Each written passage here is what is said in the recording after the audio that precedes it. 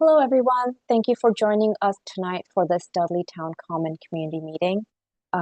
Tonight we have Spanish, Haitian Creole, and Cape Verdean Creole interpretation for this evening's meeting. Because translation services and the discussion we have planned, you will need to choose a channel in order to hear the meeting. Even if you want to listen in English, you will need to choose the English channel. This will allow everyone to hear each other equally. To select the channel, you should go down to the bottom where it says interpretation, click on it and select the proper channel. Tonight we have our Spanish interpreters tonight are Natalia and Glenn. Natalia, can you please introduce yourself and share how to join the Spanish channel?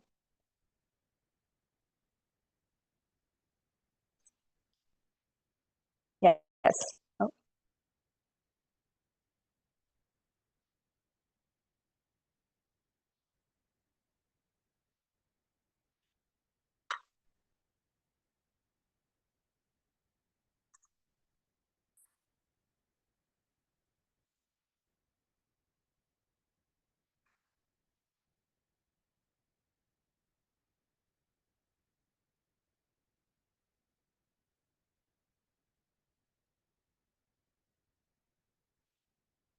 yes.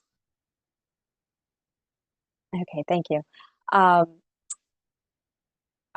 Cape Verdean Creole interpreters tonight is Lydiana. Lydiana, can you please introduce yourself and share how to join the Cape Verdean Creole channel?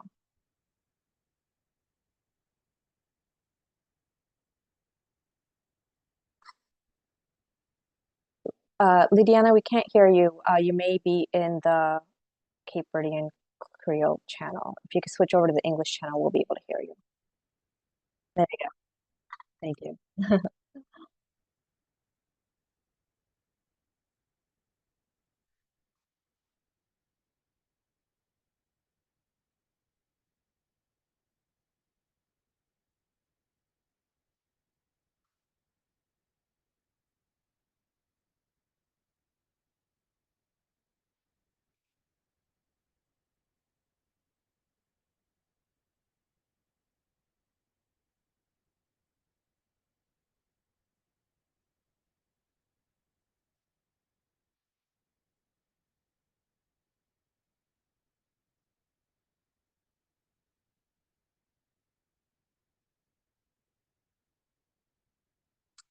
Thank you.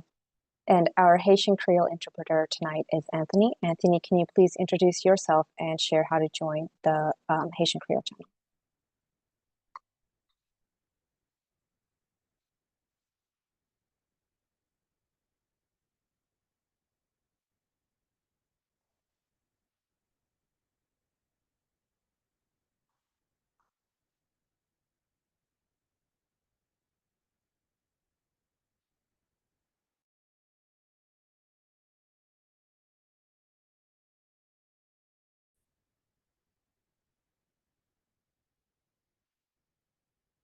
Thank you. So as a reminder, everyone needs to choose a channel. That's even if you're listening in English, please select the English channel. I'll give everyone a minute to do that.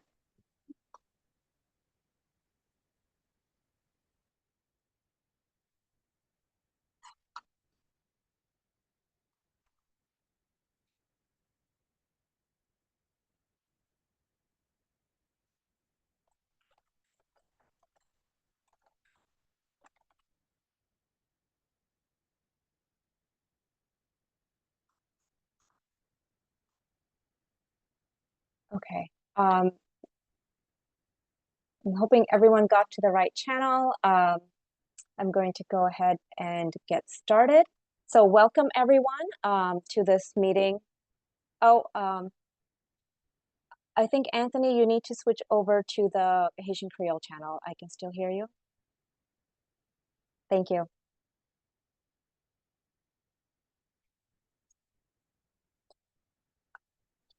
There are some questions in the chat asking how exactly to do that. It appears not available for some people. The interpretation button is not available for some of the people.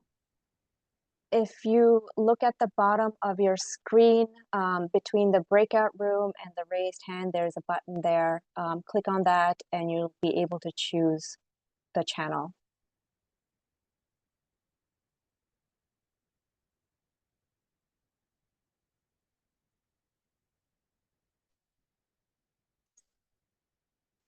Think, okay. Um, I hope we're all set. Again, everyone, welcome to um, this meeting for the improvements to Dudley Town Common. My name is Priyanka Minkina, and I'm the project manager from the Boston Parks and Recreation Department. Next, please. Tonight's meeting is being recorded and will be available on the project website within a week. Please share with your neighbors, with any neighbors who may be interested and were unable to attend tonight. I also want to note that during the presentation portion, we ask you to keep your video and mic off. However, during the discussion period, we ask everyone to turn your video on if you are comfortable being recorded. If not, just keep your video off. Next. With that being said, we want to ensure this conversation is a pleasant experience for all and that all community members are comfortable sharing their comments, questions, and feedback. Please be respectful and mindful of each other's time as we only have an hour and a half together here tonight. Let's keep questions and comments project specific and on point, and please wait until all attendees have had an opportunity to ask a question or provide a comment before asking a second one. I'm providing my contact here. If there's a desire for additional conversation or issues, please feel to reach out to me directly. Next. A few Zoom tips. As I mentioned, we'll be asking participants if they are comfortable to turn their camera on during the discussion portion. During that time, you can raise your hands and unmute once you are called upon. If you are calling in, you will need to dial *9 to raise your hand and we will unmute you. Also, if you have a question during the presentation, feel free to add it to the chat feed and we will address it as we can in the order that it's received. Please only use the chat for comments or questions related to the right. So with all the housekeeping items taken care of, I would like you to welcome you again tonight and thank you for taking the time to participate in this process. Next.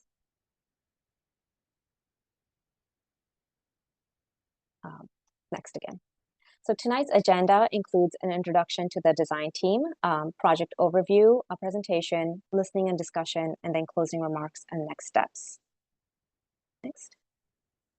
As I said before, my name is Priyanka Minkina, and I'm the project manager for the Parks Department overseeing the improvements to Dudley Town Common.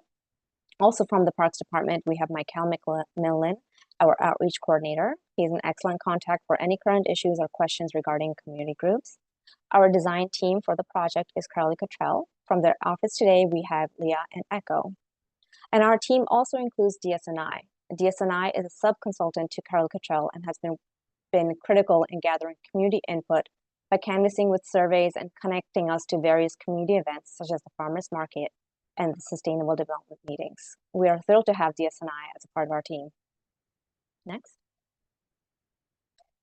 This project had a kickoff meeting in March of 2022. However, it was put on hold for various reasons, including budget, low community engagement, and staffing changes at parks. I took over the project last year, and we have been working to restructure our community engagement efforts.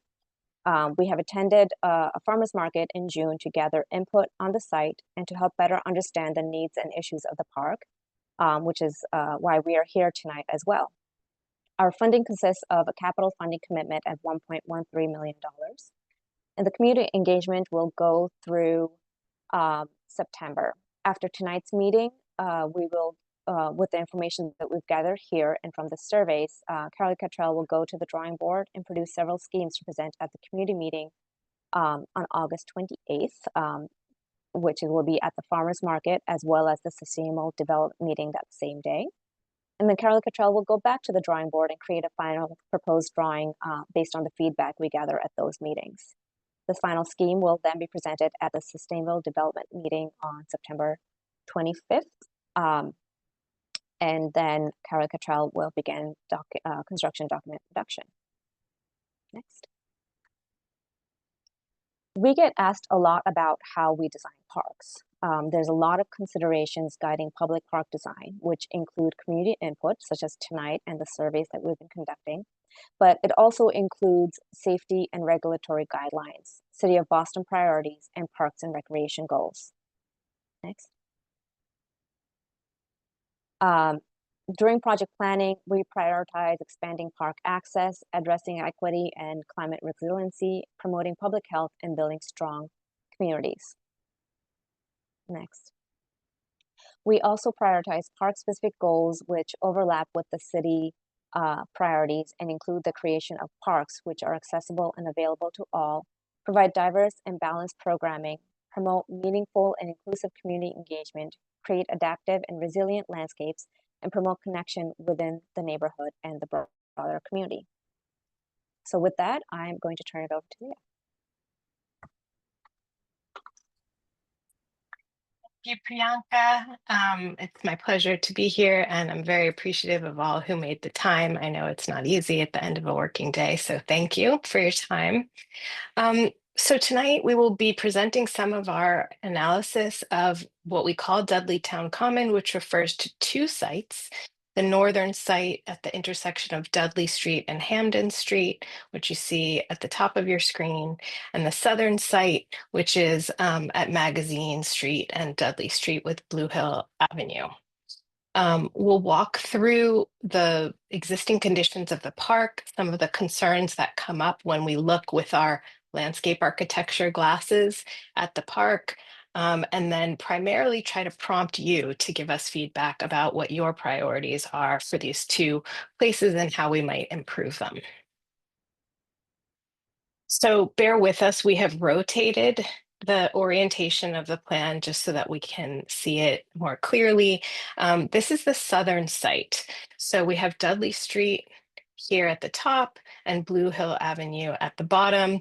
And today's condition for the site is that it is primarily a field of concrete with interspersed with brick paving. There are various levels to the site currently. At the intersection, there's a raised level that has sculpture, which we'll show you in subsequent slides, that is separated from the sidewalk by steps and ramps. The center of the site is contiguous with the adjacent sidewalks, and that is the location of the only seating in the park, which are these four park benches. Not sure if you can see my tiny little cursor, but these gray rectangles represent the benches. We have two nice shade trees there. There is some lighting within the park. They're represented with these kind of orange star shapes. Toward the back of the site, which is the right side of the screen, there's an elevated stage, again, accessible only by stairs, excuse me, and some ramps. And then there's a structure, a kind of a shade or backdrop structure, which we'll show you images of. And then all the way at what feels like the back of the site on the right side of the page is a kind of grass area with a grove of trees. As landscape architects, when we think about the design issues that we're looking to solve, we try to understand spatially how the existing park is functioning, and we call these character zones. So we've mapped out a diagram of character zones. What we're calling the front of the site at the intersection is that kind of monumental sculpture with the clock tower. Then there's the primary plaza space in this kind of medium brown color adjacent to that small seating area with benches in pink. The stage is in blue, and it actually extends all the way to this yellow, which includes the backdrop platform. On the bottom of the page, you see in orange, this is a side entrance and ramp and path into the site. On the north, there's purple for the kind of northern ramp and access to the site. And then in the back, the green area that I mentioned with the grove of trees. So one of the priorities of the city, of parks, and of us as practitioners, as designers, is to create places that are accessible to all. One of the challenges with this southern site are all the different levels, which we call elevations. And so from the front of the site, which let's say is at a 0 elevation, the site goes up about 6 feet by the time you get to the back where there are trees. And what that means for people in using mobility devices, such as wheelchairs, is that access to the site is a bit circuitous and requires taking these turning loops or shapes that are represented with the pink line work here. So to get up onto the front of the site where the clock tower is, you need to use a ramp, and likewise accessing the stage or which is where the farmers market is held. There's also access using the ramps. What this means on the ground is that the park, which is on the left, feels separated from the sidewalk, which is on the right. To be clear, the project scope does not include improvements to the sidewalk or the streets. So our task is to improve accessibility to the park within the confines of the park itself. Um, some of the challenges today are that the pavements are in a state of disrepair. There are many curbs and steps and walls that are hard to navigate if you have any kind of disability. Um, the two trees that are along the side of the site with the benches are heaving out of their tree grates, creating trip hazards. So we see a lot of challenges in the walking surface. Additionally, we know that there are rodents present, and in these gaps in the pavement, creatures like to burrow. So we are eager to come up with solutions that will improve these conditions. We're just looking in the image on the left at the pathway that goes up behind the stage, and you're seeing in light blue is the edge of that stage structure. The kind of beacon of this southern site is the clock sculpture with silhouettes of figures in it. From the community input we've heard so far, we have heard some voices or a number of voices say that this is kind of iconic element and lets you know you've arrived in the neighborhood. And so we're eager to hear how you folks feel about the sculpture. We do see that the sculpture is in disrepair. So the silhouettes themselves, which are made of metal, are rusted. The lights are non-functional. And so if we are to keep this structure, we want to think carefully about how we might repair it or reuse it. There's also some engraved brickwork in these brick plazas, and so are eager to hear your thoughts on if that is something of cultural value to the neighborhood. The other elements that are unique to the park and expressions of culture, art, and music are on the left, small mosaics that are there are large concrete bollards along the edges of the plaza under the number 1 you see in the top key plan here, and there are additional ones along Dudley Street. Those have some tile mosaics. There is a perimeter fence that is designed to look like a musical score, and the score actually represents accurately the composition Black Nairobi Moon, which is written by Roxbury jazz pianist and composer Highland Diggs. So when we ask for comments at the end, if you have thoughts or ideas about these elements of art and culture, we're interested to hear them. The kind of another primary feature of the site is what we're calling the stage backdrop. This is this large metal structure. We have seen that it gets used for posting notices, which makes us think that having a notification board is important in the park.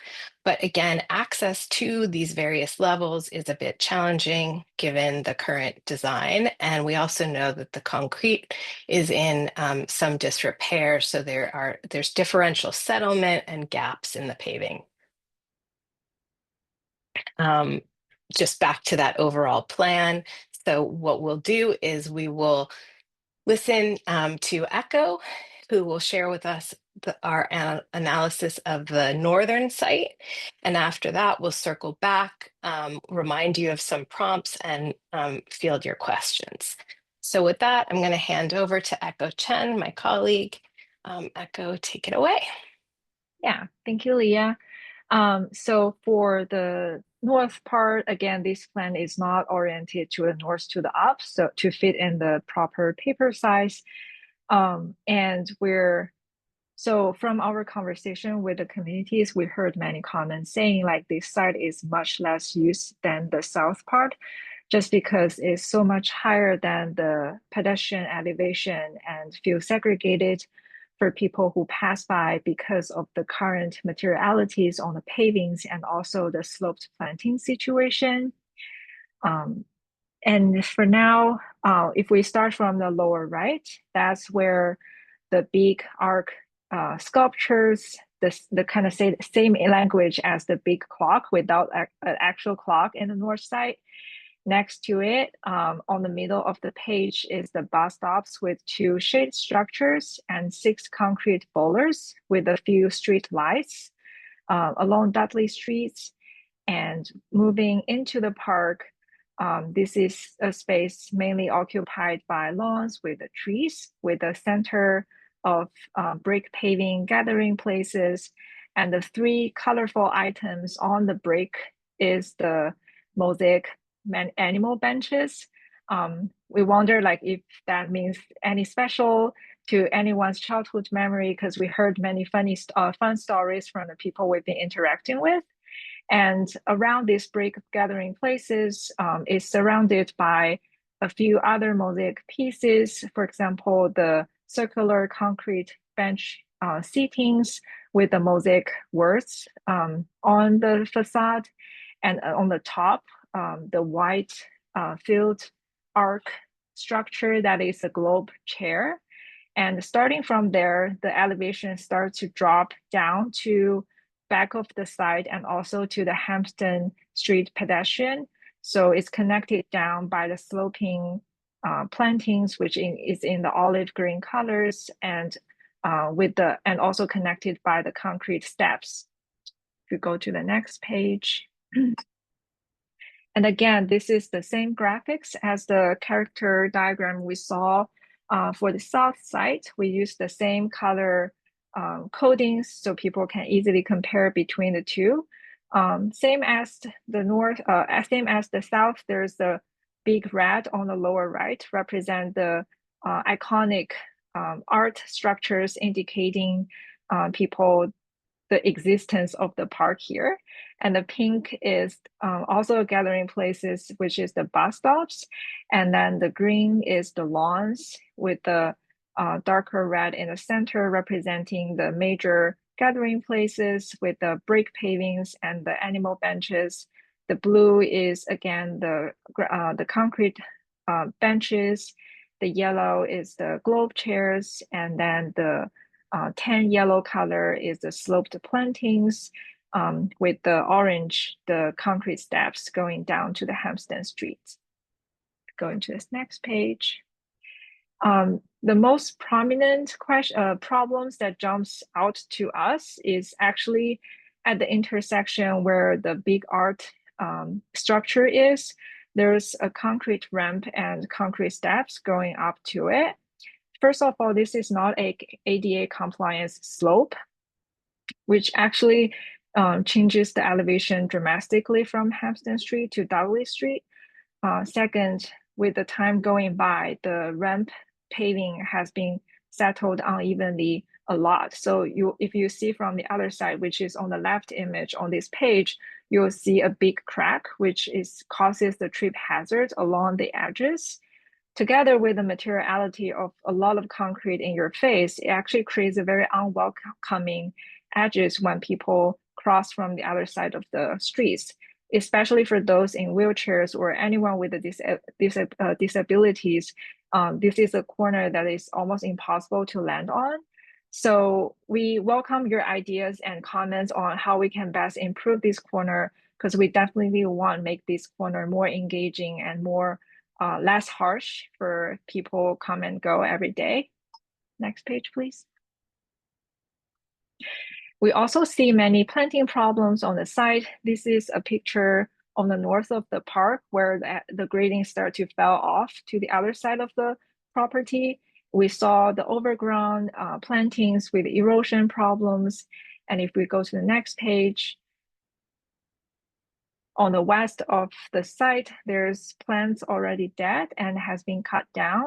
And this is something we will consider to clean up in the future. Next page. We also just saw many beautiful, interesting art pieces around. On the left is the animal benches I mentioned before. This is in the center of the brick paving areas. And on the right, that's the raised concrete seating with the mosaic words on the side of the seating faces, which depicting the Declaration of Community Rights in the Dudley areas. But if you take a closer look, there's many crackings of the concrete benches, which kind of makes the benches not at the right height for people to sit on, and also cause some danger moments for people to actually to use it. And there's problems with the settle plate to holes disconnecting to the finished grades. Next page. And there's some same languages as you will see on the south, that is the mosaic place patterns on top of the concrete bollards at the bus stop. And at the back of the bus stop, we saw many metal panels on the fences, which illustrate very detailed development timeline of Roxbury neighborhoods, which I personally learned a lot from it. Next page. And this is the globe chair, which is currently set up as the background of this park, which we think is really nice, but it has been rusted over the time, definitely needs some repaint in the future. And we also welcome your ideas and comments on if there's any chances we can relocate or re-illustrate it. How would you want us to do it? Next page. And then this is the shade structure at the bus stop. It is very questionable if this structure is actually providing effective shade just due to its design. And there's currently some lighting features mounted on top of it, but we're pretty sure it's not working anymore. So we will have to rethink about these structures. Next page. And here again is the art structures at the corner, which you can definitely tell from the image as being rusted a lot and very inaccessible just because it sits on top of the concrete steps, and because the ramp is cracking, so it's almost impossible for anyone in wheelchairs to access from any directions. Yeah, I think that's it for the north side.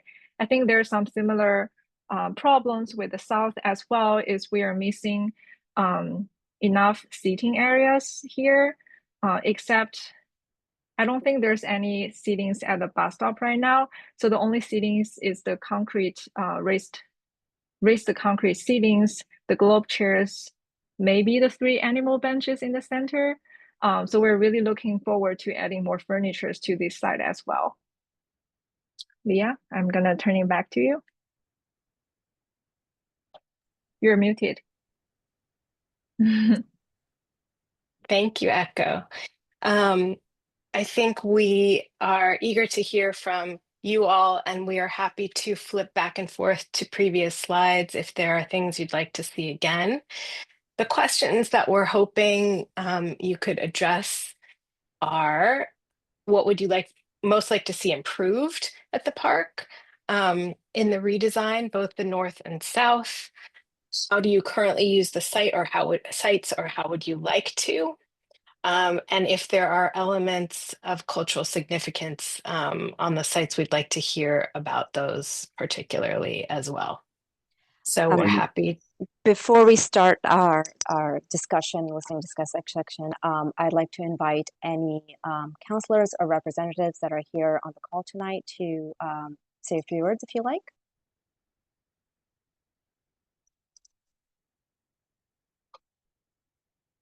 Anna? Hi everyone, Ana Calderon. I work for Counselor at Large Henry Santana and just here to listen to the conversation and the feedback the residents have to bring it back to the counselor. Thank you so much for the opportunity and looking forward to the conversation. Thank you.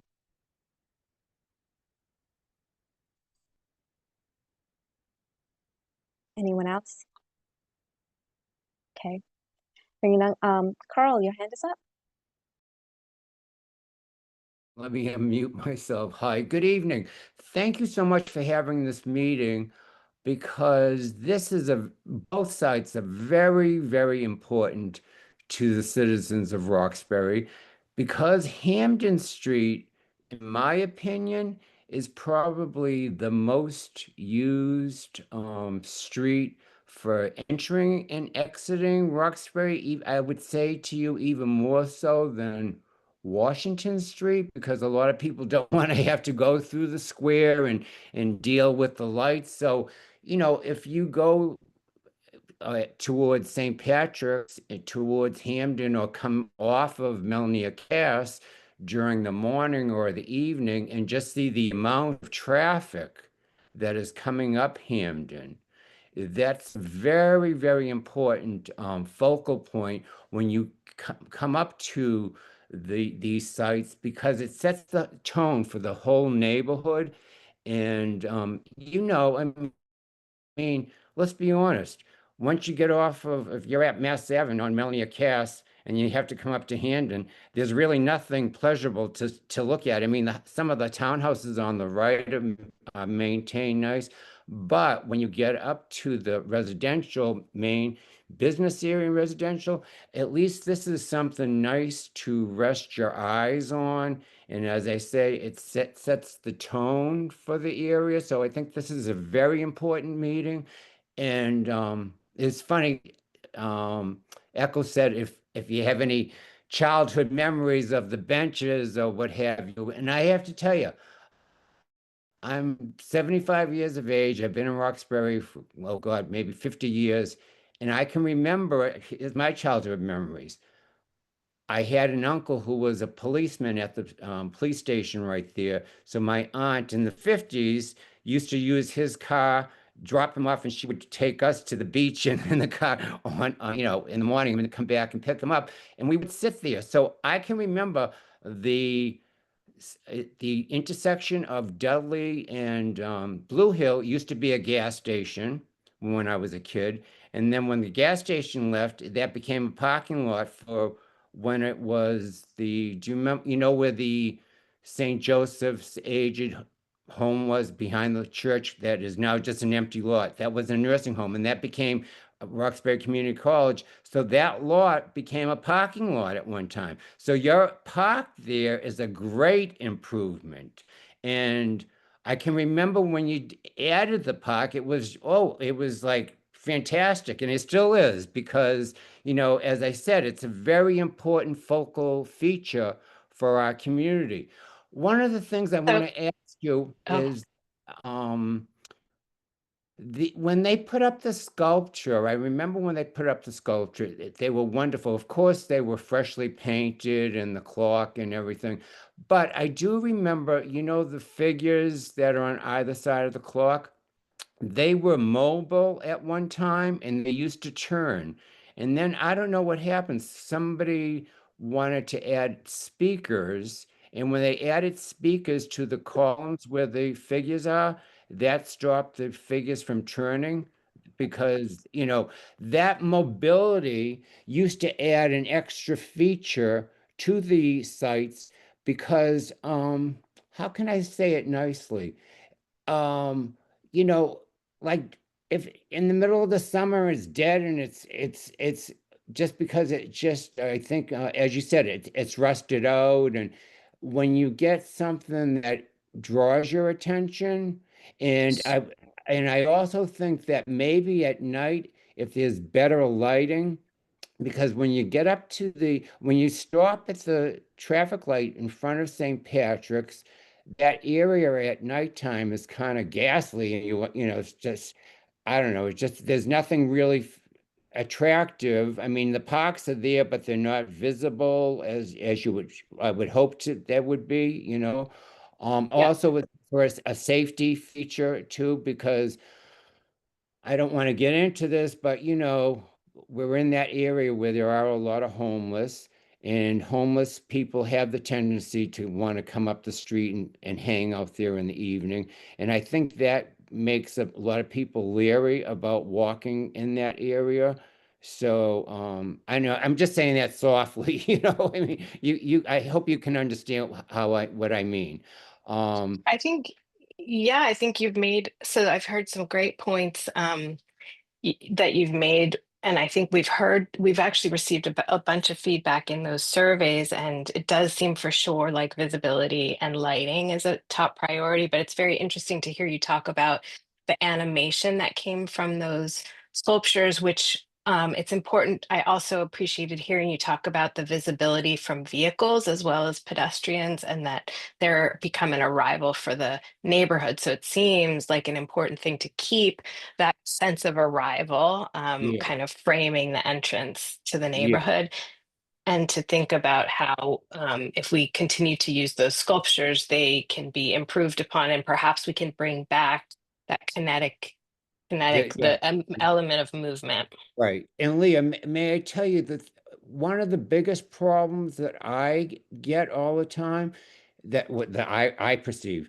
is that when I come up Hamden and you have to stop at the stoplight at Dudley right there's a vacant lot that's before the park that's it's not kept up at all. So you sort of that vacant lot, I don't know, they have I don't know what they have, a storage unit or something in there, and it's weedy, and it sort of takes away the pleasure of seeing the park because you can't, it's not visible. So when the light changes, you step on the gas and get out of there, and you miss that park on the right. Honestly, unless you're coming down Dudley the other direction. Do you know what I mean?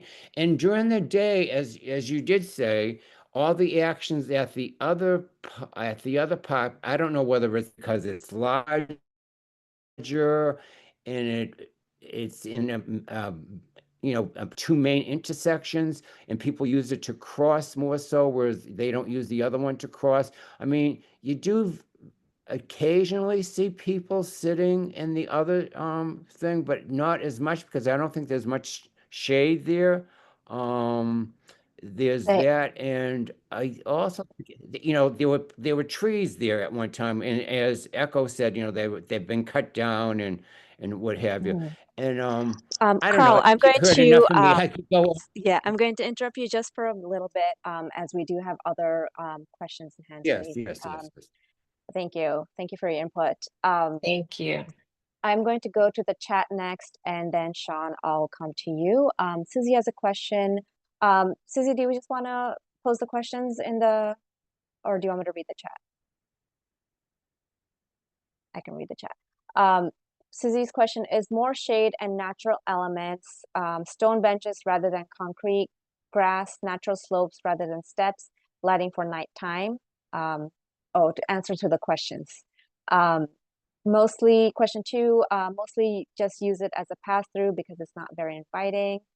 Noted. And then, yes, culturally significant, but also interesting. Space for looking out at surrounding streets and buildings, like the mosaics, engraved bricks, interpretive panels. Can the redesign interplay with surrounding streetscapes, natural versus architectural, traffic motion versus rest, and respite from heat and bustle of commercial?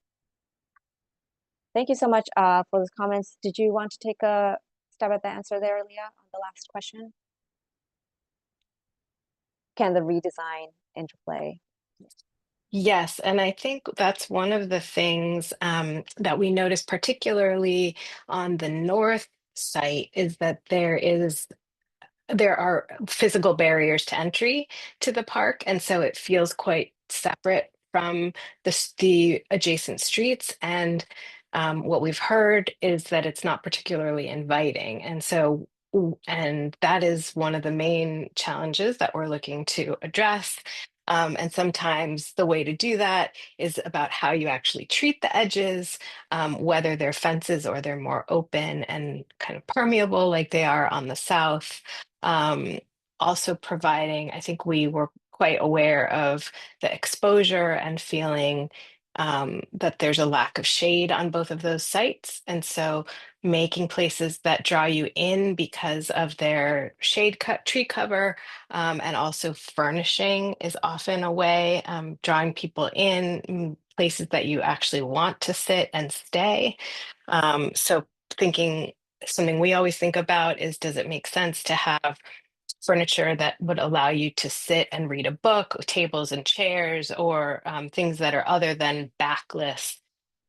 Primarily at the north site, we have that seat wall, so there's nothing to lean on, which is not great for um, folks with any kind of health issues or elderly folks. And we do know that the community who's using the spaces is a more mature community, at least from the survey respondents. So yes, we are looking to do that. And it was good to hear Carl's perspective as well, to think about the vehicles as well as the park users, the pedestrians. Thank you. Sean?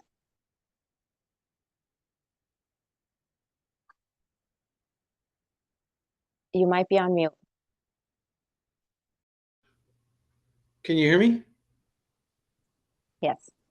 Yes. Hi, just real quick, just want to thank Carl for his excellent contribution. And the only things I would say for we could think about using in the parks are obviously more greenery, maybe some shade trees. Other things I've seen around the city or in other cities are we have a musical element here at Dudley Common. They have those Charlestown bells up at the Waterlocks up at where North Station meets Charlestown. Something interactive that might attract younger kids, and maybe even a water element. I know we have them. I see them up in a park in Brookline, where there's holes in the ground and the kids um, press an operator and water comes out. That might be more conducive to a playground, but just those are my thoughts. Yeah, and they're great thoughts, all of them. In fact, the northern site, when it was originally built, did have a water feature. The brick circle at the center had jets. And I think it just was not possible to keep them in a state of functionality. And so I don't know if Priyanka knows any more than that about the history of that or the potential for water elements, but it is a wonderful idea to explore. Yeah, that's it's definitely something we can explore and see. I think something like a splash pad would be great to have there as well, but definitely something we'll be exploring as well. Thank you for that input. I'll just say too that having worked in a number of parks in urban settings, we want to provide things that are attractive and appealing for the neighborhood, but only those that can reasonably be maintained to a high level. Because, as you know, installing features that don't pass the test of time can really be almost more sad than not having them. So we just want to be really mindful that we use elements that are practical as well as attractive. And there's plenty in our toolkit to draw on for that. Right.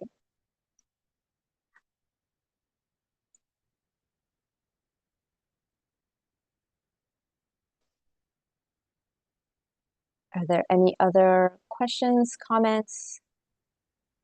I see another vote for splash pads in the chat Yes. from Paris. Yes. Carl, I'll come back to you in a minute. Bill has not had a chance to speak yet. Go ahead, Bill. Hello. I actually live not too far from Carl. I was just gonna say, sorry I wasn't on the whole call, but I was on, but I didn't hear all of it. But in case I missed it, one of the things when I moved to Roxbury a little over 4 years ago that drew me to the community before I knew the people was the history of the area. Um, so I think if there's anything I think the just the history of Roxbury and it's been here for I think, since the 16 or 1700s and the historical nature of the community. These are things that I feel they at least drew me in, but I know that, at least from talking to Carl, the history of Roxbury has always been important to him and just from other people that have moved to the area that it's been very important to them as well. So just wanted to kind of bring that up and see if there was anything that could be done there. Great, thank you. Um, Carl, you had your hand up? Oh yeah. I just got a text from one of my neighbors who was listening in, and she asked me, just as you were addressing it, is it possible that a fountain, as you see in the South End or in other parks, could be put there? And I understand what Leah Broder had said. I love fountains, but as you know, they're a lot of maintenance, and sometimes they can be a drag if they're not working and they just sit there. But I don't know with today's new technology whether I mean, parks are built every single day, whether or not there's fountain companies that have come out with less maintenance type of fountains or what have you.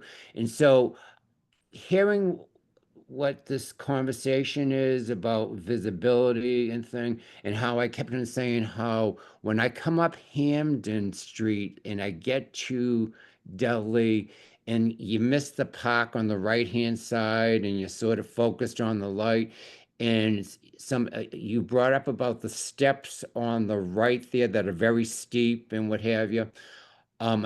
I don't know if you know the reason why that used to be a corner that had apartment buildings, wooden Mm, apartment, three-deck apartment buildings at one time. So that was why the grading is different there from the street down to the back. So I was wondering if you eliminated the steps there but built the ground up and maybe on that corner had a water feature that if you were coming up Hamden Street, that had a water feature that was lit at night, but during the day was visible, that was up high enough that it wasn't going to have kids or whatever want to climb into it, but it would be visible and people would say, what is that? Would cause them to look over. I mean, it's just a suggestion. If you can visualize it, I think it would be a really nice, and not that you'd have to do it in both, but I think that even the sound and the sight of it would be a great transformation for that corner there. And almost an oasis after coming up from Melnia to up Hamden to our community. I mean, it's mhm. something to be thought about. And I love the what are the big chairs you call with the I'm sorry, I forget the name, but with the curved chairs.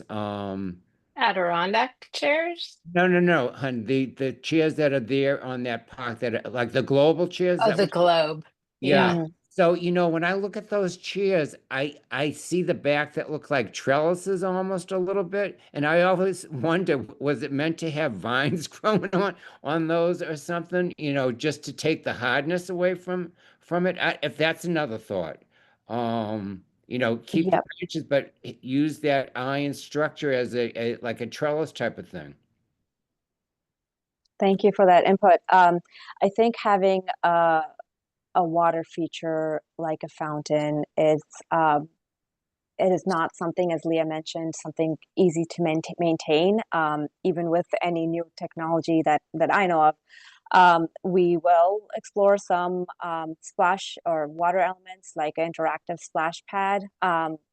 And let's see kind of where that takes us. I'll speak to our maintenance department as well about what can be done. But having a large fountain like that. It's not typically something we do at parks. I think we're looking for maybe something interactive. Where what that is exactly, we don't know yet. We can, like I said, we'll keep exploring that.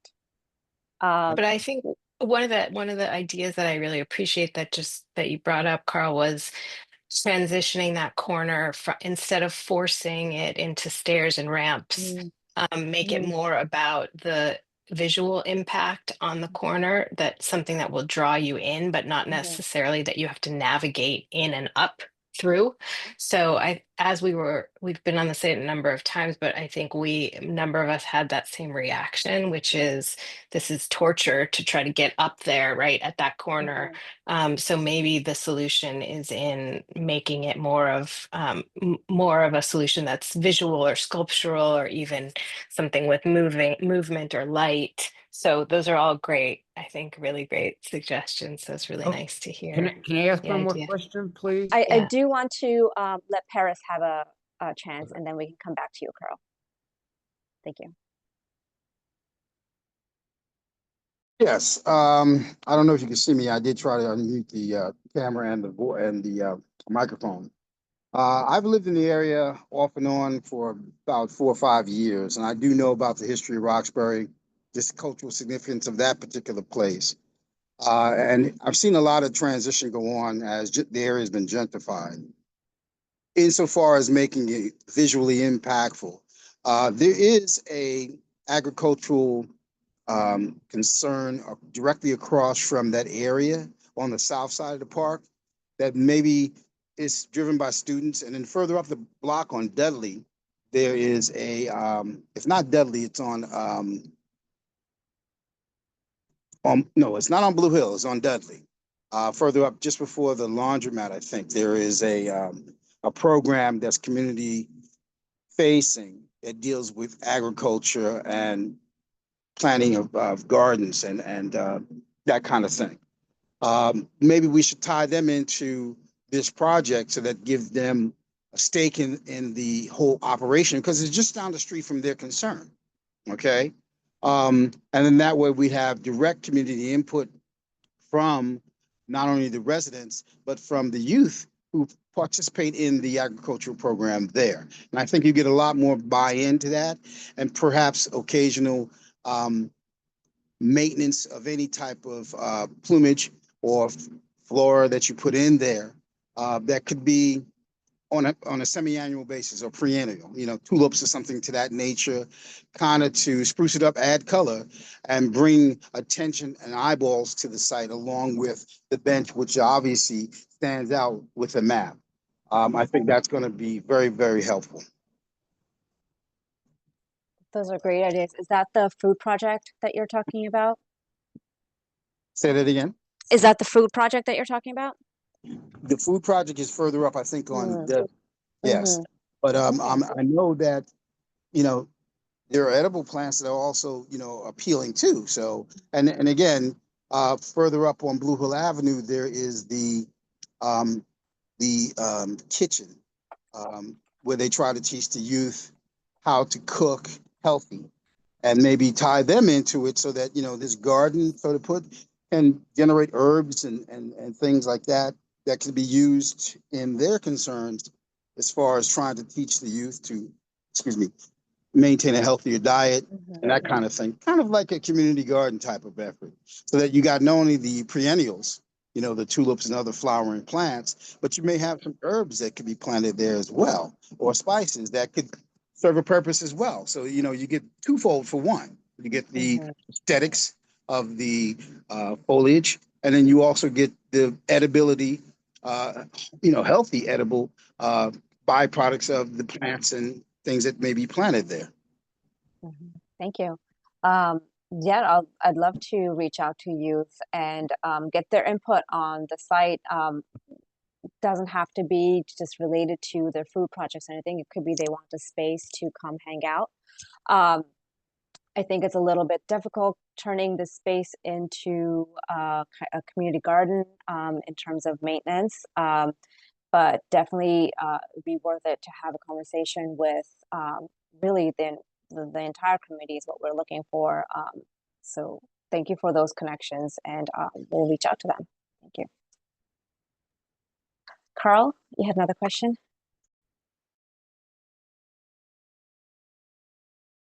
I've been asking a lot of questions. I apologize, but I'm excited about the That's what we're project. here for. I That's what we're really here am, because I've lived here so long. I love seeing the changes and the improvements.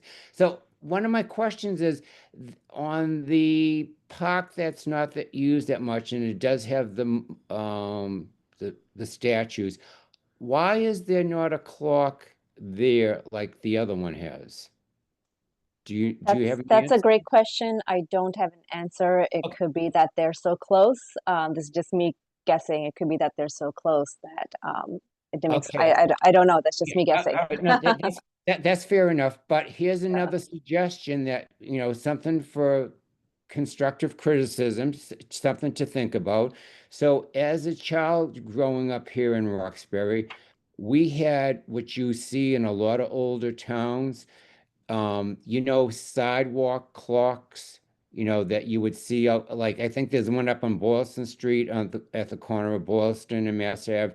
It's they're usually put out in front of stores, but you see them lots of times in town parks. They're, that look like a street lamp pole and they've got a clock on it. So, Leah, once again, that very steep corner where the stairs are, fill in that and put one of those lamp pole clocks right there. So as you're coming up Hamden, once again, you're going to see it not only from there, you'll see it from Dudley, and you'll see it coming either way from, whether you're coming down Blue or you're coming from Dudley, you'll see it will be a major focal point to show that there's a park on the other end, because you get all the action on the other. So I think that would be a great addition to it, if you can visualize it. So it brings in a little bit of the old town Roxbury in with the new, and the counterplay of one against the other would be an absolute fabulous accent. Great. Thanks so much, Carl. You're full of ideas. So thank you so much. You're welcome.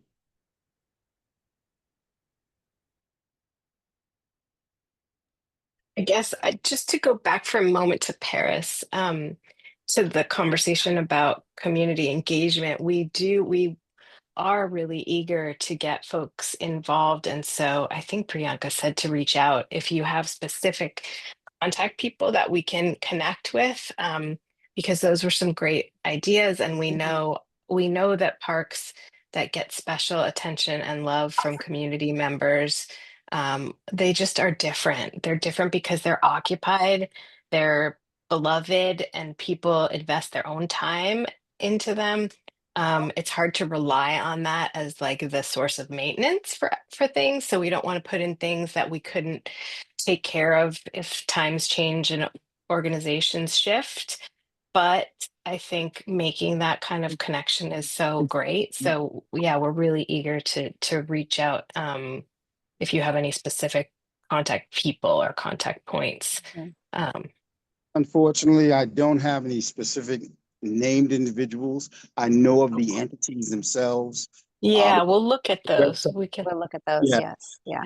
They have a website and a phone number. That would be the best I could do as far as Yeah. pointing in a direction. Yeah. I work for the Suffolk County Sheriff's Department, so I know that the sheriff has a vested interest in Roxbury himself to make sure that it gets the kind of tender care and love that South End does, Back Bay does. And it's just a question of getting people engaged, whether they're the elderly or the youth. I mentioned those two places because there's ongoing engagement, both from Boston Public Schools as well as the community as itself. This might be something that could be in their wheelhouse, necessarily so. And again, I do recognize that any garden, whether it's floral or vegetative, is going to take some degree of maintenance and care. You got to weed, you got to make sure that, animals and critters don't take and eat the food product before they actually mature. All of that is something to take into consideration. Hence, I mentioned that if we did a civil engagement, they may be looking at. Okay. Yeah, that's good.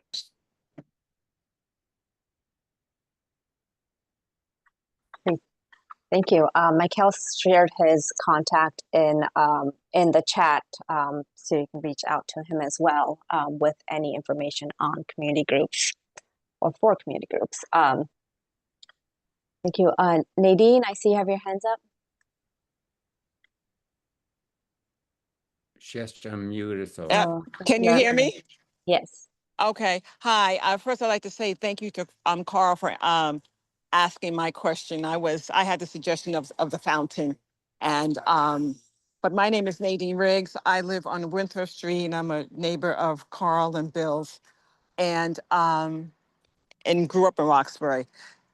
My suggestion, outside of the fountain, which I think would be great, is, do you know the park? Well, it's not exactly a park, but on a corner of Warren and Walnut Avenue, there's it's a hill that a grand house used to be at the top of the hill eons ago, like the columns to this house are still there. Do you know It's what a I'm green, speaking of? yeah, Nadine, it's green Yes. space now. Yeah, it's green space now, but they have a display panel in front of that space giving the history of the people who lived there, and they actually have pictures on it and the history of the people who lived there and on the house that was there and some knowledge about what Roxbury looked like at that point. I think that information could also, or that design could be used at the park in terms of, and this is piggybacking on Bill's suggestion of something that gives the history of Roxbury, or maybe that section of Roxbury would be nice. That people, going to that park, even driving by, could see panels of what that part of town looked like once upon a time. So that could be an added feature. And my other suggestion is that we have 3 strong neighborhood associations in this area. I'm with the Path Forward group, but we have even offered to take care of the park that's directly on Winthrop and Moreland, which is the Gertrude House Park. And we have cleaned this park ourselves. We've picked up needles, we've picked up trash because we care about our park. At one point, we asked for recycling bins, and we even offered that we would empty the recycling bins because of the amount of water bottles that end up on the ground and in the trash can. So I think that could be an avenue that you all investigate, is maybe to reach out to neighborhood associations and ask them, almost like adopt a park. Mm-hmm. And where we could rotate doing, like, it was our turn, like, this month we are in charge of doing such and such.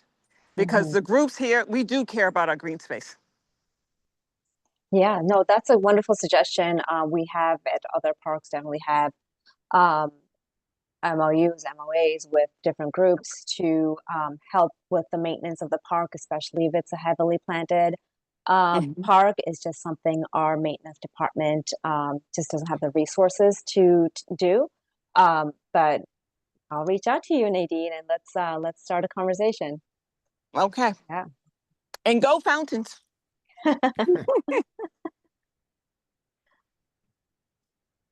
Looks like you're enjoying a park right now. Yes. Nadine. Yes, I'm at the park with my dog.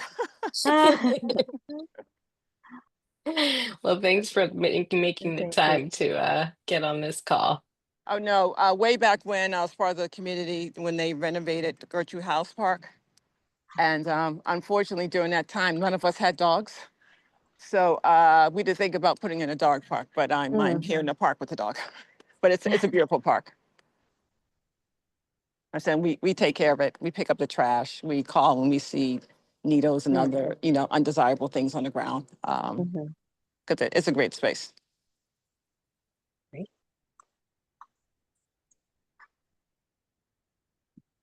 Well, thank you. Phil, your hand is up.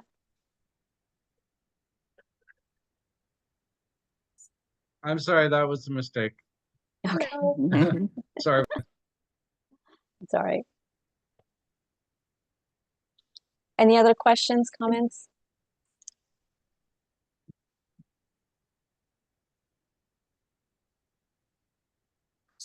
Well, great. Thank you so much. Leah, if you can go to the next slide. We want to invite everyone to take our survey.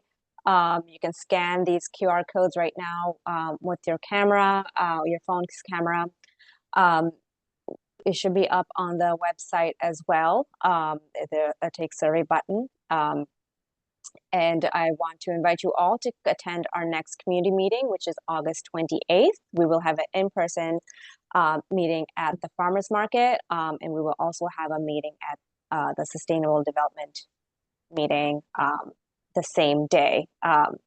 And you'll have plenty of notification. We'll flyer the park just like we did for this meeting.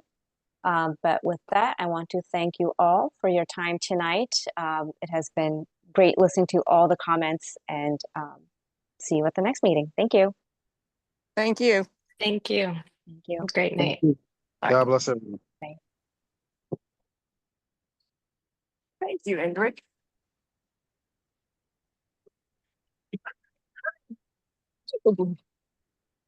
Thank you.